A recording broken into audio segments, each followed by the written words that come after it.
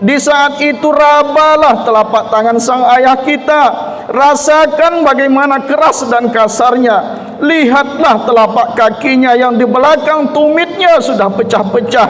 Semua itu dikarenakan ia mencari nafkah untuk anak dan istrinya.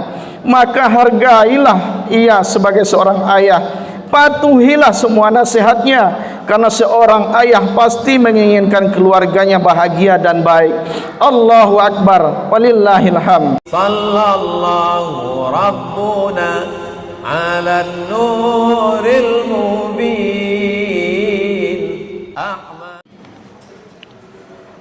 Assalamualaikum warahmatullahi wabarakatuh.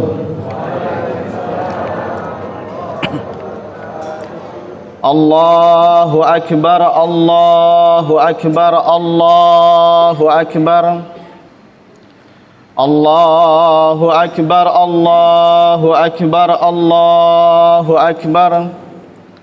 Allahu Akbar, Allahu Akbar, Allahu Akbar.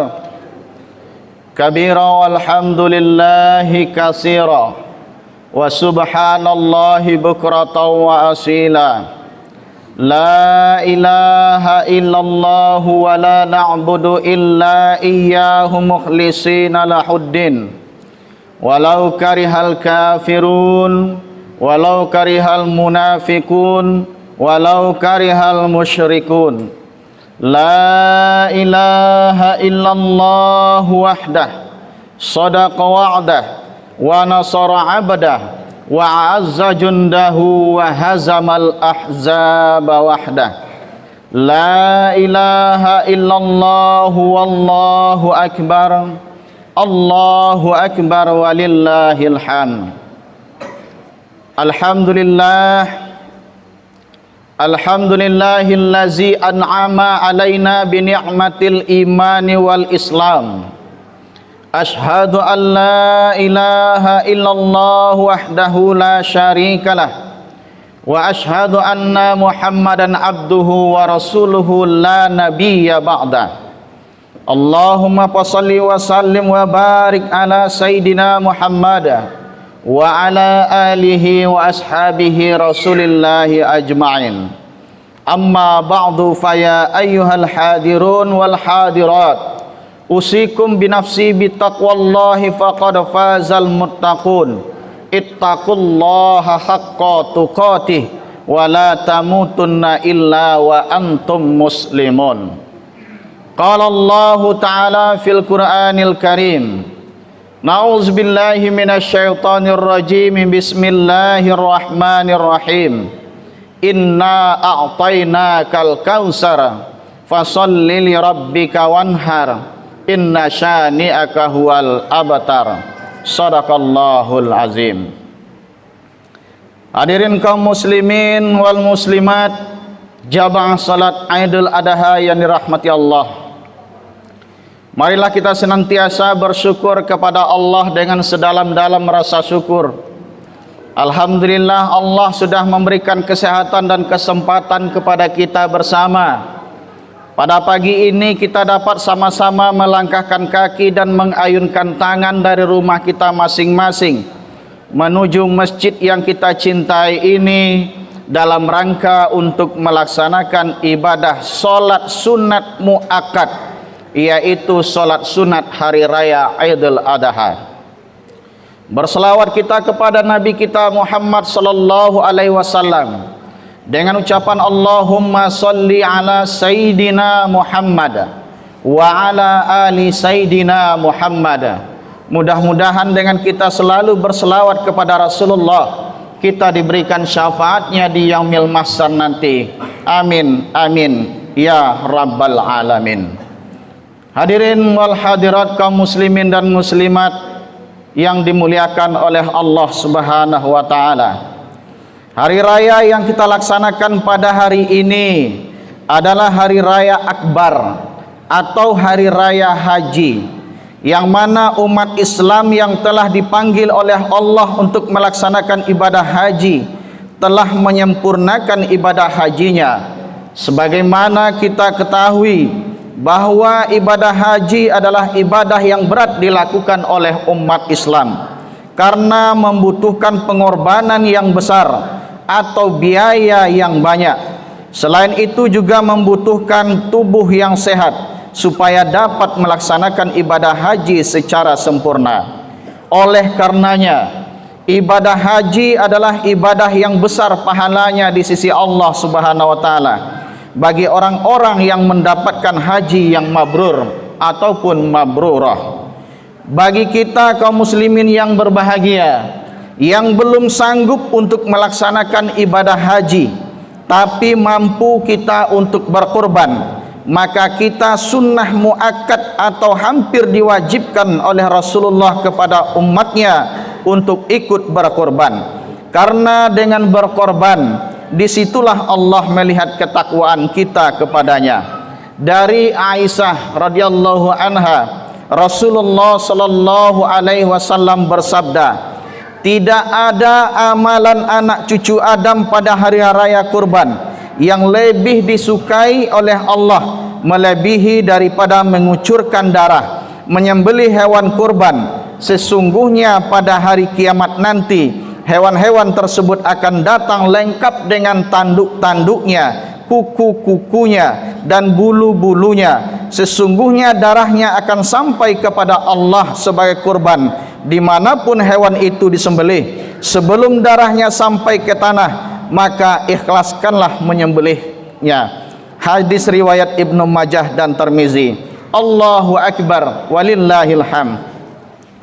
Pelaksanaan ibadah kurban ini bukan saja dilakukan oleh orang-orang zaman sekarang seperti kita ini, tetapi juga telah dilakukan oleh orang-orang yang pertama menginjakkan kakinya di muka bumi ini, yaitu anak daripada Nabi Adam, Habil dan Qabil. Karena terjadi konflik di antara keduanya ketika Allah memerintahkan kepada Nabi Adam untuk menikahkan putra-putrinya dengan secara silang. Karena belum ada manusia lain selain anak-anak Adam, maka di saat itu diperintahkan oleh Allah kepada Habil dan Qabil untuk berkorban. Maka yang diterima adalah kurban si Habil, sementara korban si Qabil tidak diterima oleh Allah Subhanahu wa taala karena kurban si Qabil tersebut hanya berdasarkan oleh keterpaksaan. Allahu Akbar walillahil hamd. Di sini dapat kita pelajari bahwa berkorban haruslah dengan niat yang ikhlas dari hati, bukan karena ada maksud tertentu. Allahu Akbar walillahil hamd. Dalam kisah lain, berkorban juga sudah diperintahkan kepada Nabi Allah Ibrahim sebagai ujian yang terbesar di dalam kehidupan rumah tangga Ibrahim, karena Ibrahim sudah lama menikah tetapi belum juga dikaruniai anak. Maka Nabi Ibrahim berdoa, Rabbi habli minas solihin, ya Tuhanku, anugerahkanlah kepadaku seorang anak yang soleh. Ternyata doa Nabi Ibrahim itu dikabulkan oleh Allah. Dia dikaruniai seorang anak yang soleh dan sangat penyabar. Dia diberi nama dengan nama Ismail. Saat Nabi Ismail menganjak remaja, Nabi Ibrahim mendapatkan perintah dari Allah melalui mimpinya untuk menyembelih anaknya Ismail. Dalam surah As-Saffah ayat 102, Allah menerangkan, ya bunayya inni ara fil manam anni asbahuka fanzur maza tara. Wahai anakku, sesungguhnya aku bermimpi, aku menyembelihmu, maka pikirkanlah bagaimana pendapatmu. Maka dengan tegas dijawab oleh Ismail, ya abati if'al bima tu'marun satajiduni insyaallah minas sabirin. Wahai ayahku yang tercinta, lakukanlah ayah apa yang sudah diperintahkan oleh Allah kepadamu. Sesungguhnya engkau akan mendapatkan aku adalah sebagai orang yang penyabar. Allahu Akbar, Allahu Akbar walillahil hamd. Ternyata di sisi lain, Iblis pun menggoda istri Nabi Ibrahim agar melarang Nabi Ibrahim untuk menyembelih anaknya. Maka Hajar bertanya kepada Iblis, atas dasar apa ayahnya menyembelih anaknya? Atas dasar perintah Allah, kata Iblis. Kalau memang atas dasar perintah Allah, aku pun rela. Jangankan anakku, aku pun rela kurban, kata Hajar. Subhanallah walhamdulillah wala ilaha illallah wallahu akbar. Keluarga Ibrahim adalah keluarga yang sangat patut kita tauladani. Mulai dari seorang ayah yaitu Ibrahim, ibunya Siti Hajar, dan anaknya Ismail adalah orang-orang yang sabar merelakan dirinya berkorban demi kecintaannya kepada Allah Subhanahu wa taala. Hadirin kaum muslimin, jamaah salat Id yang dirahmati Allah. Sekarang khatib mengajak kita semua untuk mengintrospeksi diri kita, baik sebagai seorang ayah, sebagai seorang ibu, ataupun sebagai seorang anak. Sampai di mana jauhnya kita sudah berkorban? Apa hikmah pengorbanan yang sudah kita laksanakan selama kita menjadi seorang ayah, ataupun menjadi seorang ibu, ataupun menjadi seorang anak? Bagi seorang ayah, sampai di mana tanggung jawab kita sebagai kepala keluarga? Apakah kita sudah siap memimpin rumah tangga kita dengan baik? Apakah kita sudah mengajak keluarga kita melaksanakan perintah Allah? Seorang ayah yang bertanggung jawab pasti akan selalu menafkahi keluarganya dengan baik, memikirkan rumah tangganya ke depan dengan baik, rela mengorbankan waktu dan tenaganya demi perintah Allah, yaitu mencari nafkah yang baik untuk keluarganya. Siang malam mereka membanting tulang demi untuk menafkahi anak dan istrinya. Teriknya panas matahari tak mereka hiraukan, kadang dinginnya air pun tak mereka pedulikan, demi membahagiakan anak istrinya di rumah. Kadang patut istirahat belum istirahat, patut waktu makan belum ia makan, yang seharusnya mereka sudah pulang tapi mereka belum pulang. Bahkan waktu sholat pun selalu terabaikan. Semua itu hanya demi keluarga. Maka bagi sang anak, sang istri, sesekali pandanglah raut wajah suamimu, pandanglah raut wajah ayahmu, wajah yang lelah terlalu terpancar di mukanya. Namun semua itu disembunyikan demi kebahagiaan anak dan istrinya. Terkadang usahanya belum tentu berhasil di saat itu. Tak semua ayah bernasib baik. Kadang pekerjaannya hanya menjadi kuli atau menyadap karet. Jika cuaca panas tentu ada sedikit kebahagiaan dan harapan akan mendapatkan hasil. Tapi jika hari hujan, kekecewaan terpancar di wajah sang ayah. Namun sang ayah tetap tegar. Belum lagi mendengar permintaan anaknya untuk ini dan untuk itu, sang ayah tetap memberikan harapan kepada sang anak dengan berkata lembut, "Iya nak, nanti ayah usahakan." Allahu Akbar walillahil hamd. Namun di benak ayah seolah berkata, "Ya Allah, dari mana aku bisa mendapatkan kebutuhan anakku?" Sambil menghela nafas panjang, sang ayah selalu berpikir sampai akhirnya ia pun tertidur dalam keadaan gelisah. Di saat itu rabalah telapak tangan sang ayah kita. Rasakan bagaimana keras dan kasarnya. Lihatlah telapak kakinya yang di belakang tumitnya sudah pecah-pecah. Semua itu dikarenakan ia mencari nafkah untuk anak dan istrinya. Maka hargailah ia sebagai seorang ayah. Patuhilah semua nasihatnya, karena seorang ayah pasti menginginkan keluarganya bahagia dan baik. Allahu Akbar walillahil hamd. Kemudian untuk seorang pengorbanan ibu, mari kita hargai. 9 bulan kita dalam kandungannya. Kadang ia gelisah dalam tidurnya. Meregang nyawa ia melahirkan. Hanya 2 jari telapak kaki kita mulai diasuh dan disayangi. Kadang mereka tak bisa istirahat dengan tenang di waktu malam, karena ia harus menjaga anaknya dengan baik, apalagi anaknya dalam keadaan sakit. Ia rela tidak memejamkan matanya untuk tidak tidur demi menjaga anak sebuah hatinya yang sedang sakit. Malah kadangkala hadirin yang berbahagia, mereka tak sempat makan, tak sempat istirahat. Semua itu mereka lakukan juga demi sebuah hati.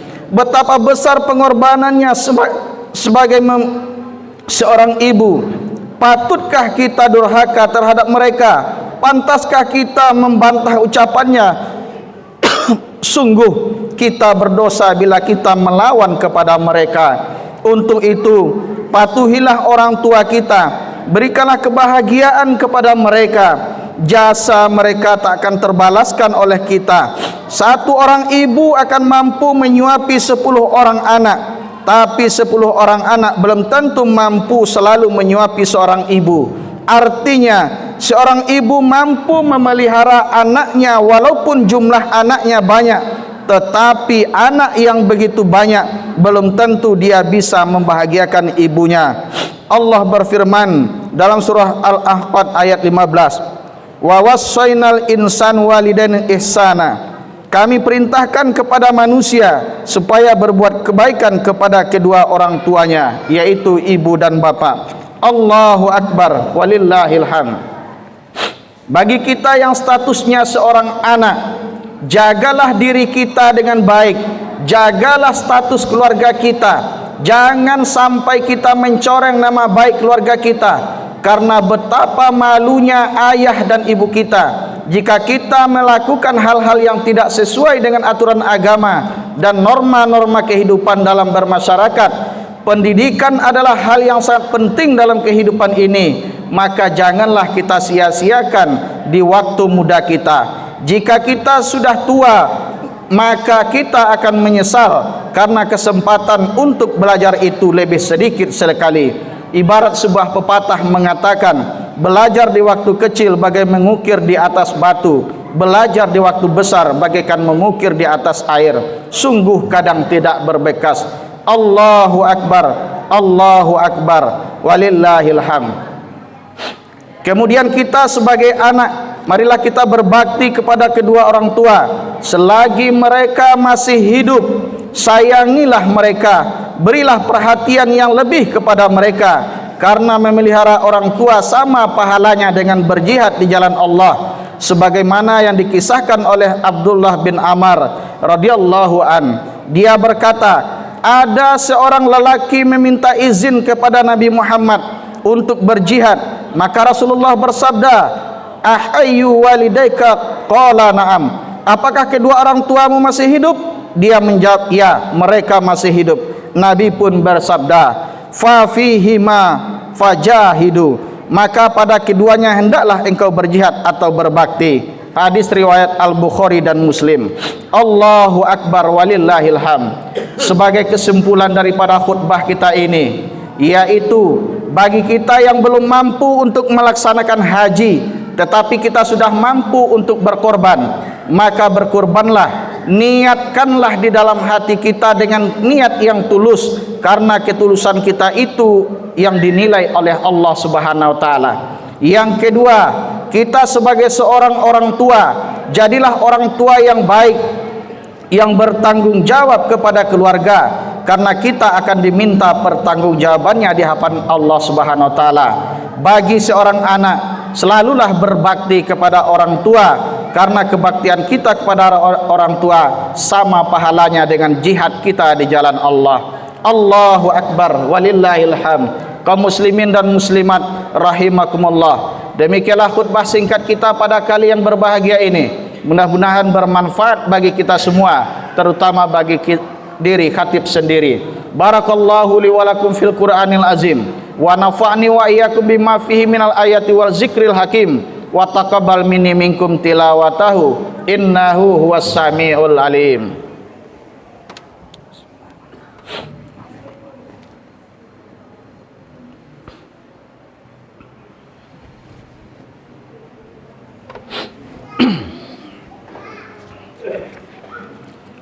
Allahu Akbar, Allahu Akbar, Allahu Akbar, Allahu Akbar, Allahu Akbar, Allahu Akbar, Allahu Akbar, Allahu Akbar, Allahu Akbar.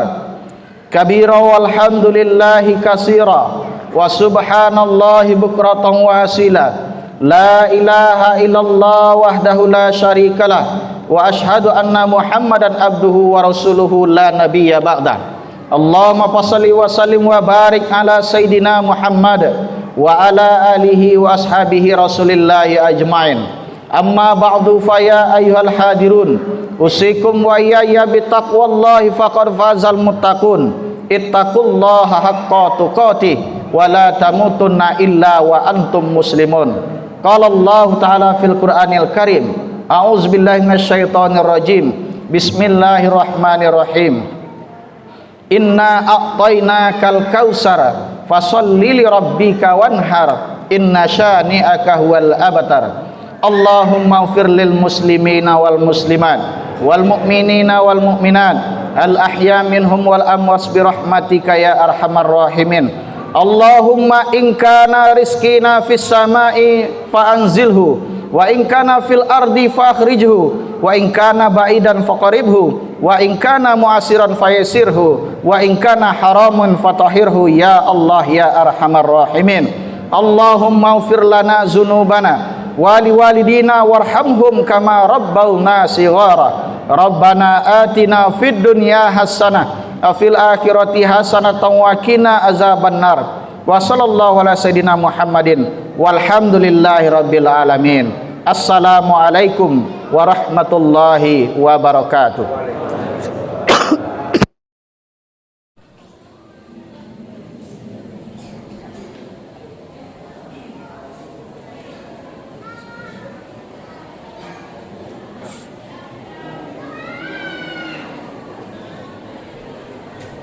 Sallallahu Rabbuna ala nuril mubin.